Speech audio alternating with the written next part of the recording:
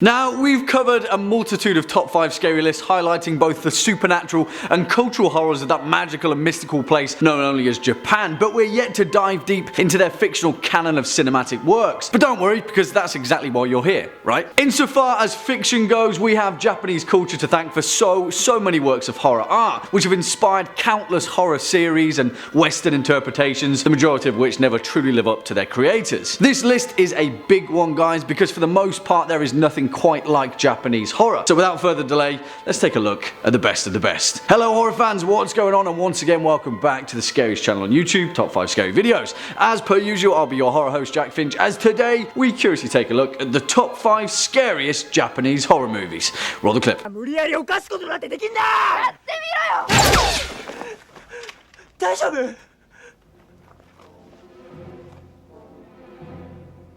For the curious amongst you, that clip was from Battle Royale, released way back in the year 2000, and as chance would have it, it's one of my favourite movies based on one of my favourite novels. And I'd love to stick it on this list, but unfortunately, it just doesn't hit the correct horror benchmarks for this channel's standards. That's why it makes today's honourable mention alongside other Japanese hyper-violent dystopian classics like Ichi the Killer, Tokyo Gore Police, and Tetsuo the Iron Man. I hope that's enough due diligence for this list. Also, I know you're all expecting 1998's Ringu to pop up on this list, and rightfully so, but that film's been done to death, so we're keeping it fresh for you. Kicking off at number 5, Audition, 1999.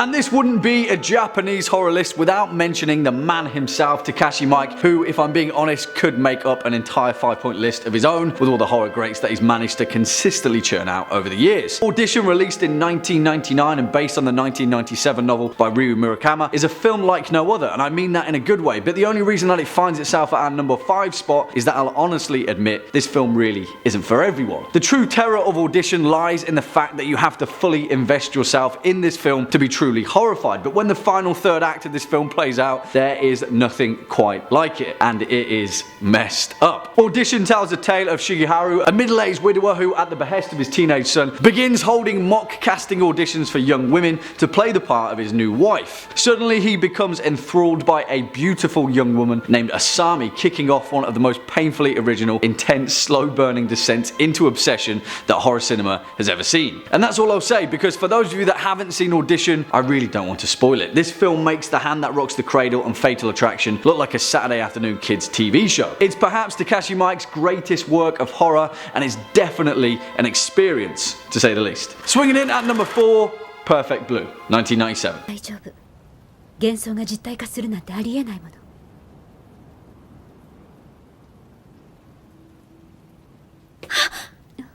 And you may be thinking that an animated film doesn't necessarily deserve its place amongst this list, but sadly, you're wrong, because we have to address one of Japan's most celebrated and captivating visual mediums, animation, which culminates in perhaps the greatest animated depiction of horror so far in the history of anything. Perfect Blue. And since its release way back when in 1997, nothing quite like it has managed to leave that same uneasy, hollow feeling that you get after watching Perfect Blue. Somehow this film manages to make a giggling woman in a pink dress terrifying, and that's just scratching the surface. Directed by the legend of Japanese cinema, the late Satoshi Kon, Perfect Blue, like many of its successors, is based on the manga novel Perfect Blue Complete Metamorphosis, and it tells the tale of Mima, a famous J-pop singer who decides to break away from the industry and instead take a turn at acting. It's safe to say that a few of her fans are distraught at her new career move, and suddenly Perfect Blue thematically descends into the dangers of obsession, voyeurism, and the price of losing your own identity. It is so refreshing to see an animated film cover such weighty themes, and back in 1997 it was downright revolutionary. But Perfect Blue never once lets up on the horror, albeit much more nuanced and subtle than most entries on this list. This film will leave a mark on you without a shadow of a doubt, like a water painting left out in the rain. Coming in at number 3, Pulse, 2001.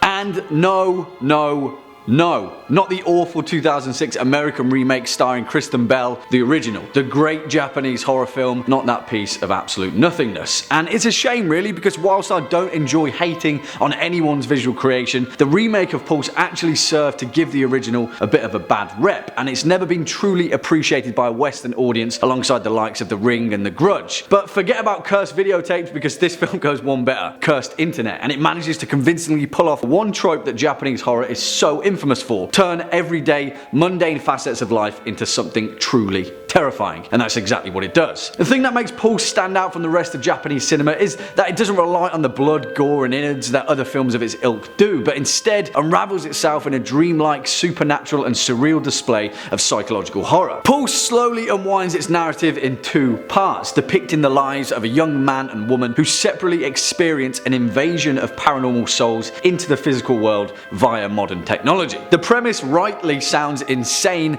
but Pulse is so surprising in its approach that it will truly take you off guard. And more importantly, this film has something to say about the dangers of isolation in our era of mass communication. This film is really, really good, and if you haven't seen it yet, you should. Next up at number 2, Ju-on: The Grudge, 2002.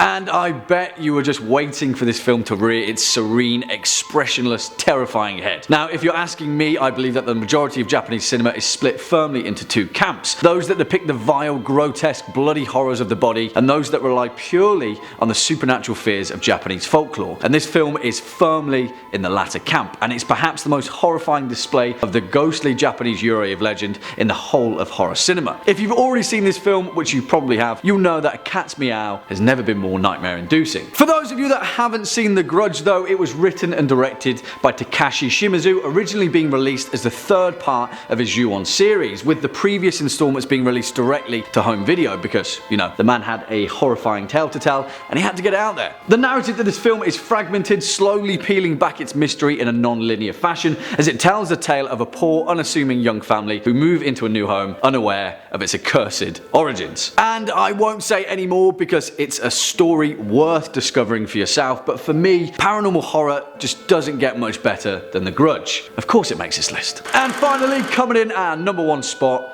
Cure, 1997.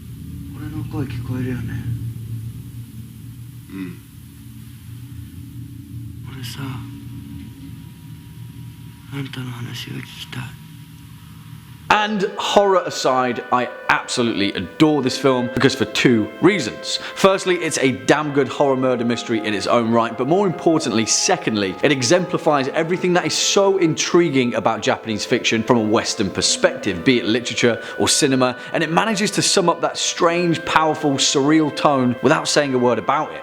That is a difficult thing to do. This film is bleak and it's atmospheric in ways that you'll only understand upon viewing it. It's oddly familiar, but only in the sense that the inner recesses of the human mind are familiar. And if that sounds insane, don't worry, you'll soon understand. Cure, written and directed by Kiyoshi Kurosawa, unravels the story of an emotionally detached police detective investigating a series of strange, bizarre murders seemingly unconnected, save for a large red X carved into each victim's neck. And again, that's all I'll say, because part of the true horror of this film is in its realization and slowly staring the darkest depths of the human psyche straight in the face. This film is truly mesmerizing. It's weird, it's oddly nostalgic, it will absolutely make your skin crawl, and it's a thoroughbred horror in the truest sense of the word. And if I haven't yet sold it to you, I don't know what will. It's fantastic. Give it a watch. Well, there we have it, horror fans, our long-awaited list for the top 5 scariest Japanese horror movies. Now, I know I won't have pleased everyone with this list, so please let us know your version of events down in the comment section below. Before we depart from today's video though, let's take a quick look at some of your more resounding remarks from over the past few days. First up, Gary Phillips Jr. says, "Jack, you have the best shirts. I actually named my kitten Lucifer after your shirt, Smoke Catnip Hail Lucifer. Keep up the great work and run next time Lucy tries to shank you." Wow, Gary, I am truly honoured that you named your kitten in such a fitting fashion. That actually means the world to me because all cats are created awesomely. Thanks buddy, and I will run Don't worry. On that note, that's all we've got time for in today's video. Cheers for sticking around all the way until the end. If you were a fan of this video, make sure to hit that thumbs up button as well as that subscribe bell, and I'll be seeing you in the next one. As per usual, I've been your horror host, Jack Finch. You've been watching Top 5 Scary Videos, and until next time, you take it easy.